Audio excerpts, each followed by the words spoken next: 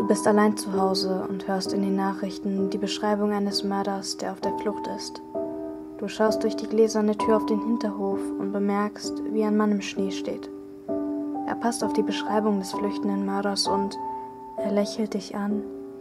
Du schluckst, schnappst dir mit der rechten Hand das Telefon und tippst die Nummer der Polizei ein. Du schaust zurück auf den Hinterhof, während du den Hörer an dein Ohr legst und bemerkst, dass er näher gekommen ist. Dann lässt du das Telefon schockiert fallen. Es sind keine Fußspuren im Schnee. Es war sein Spiegelbild.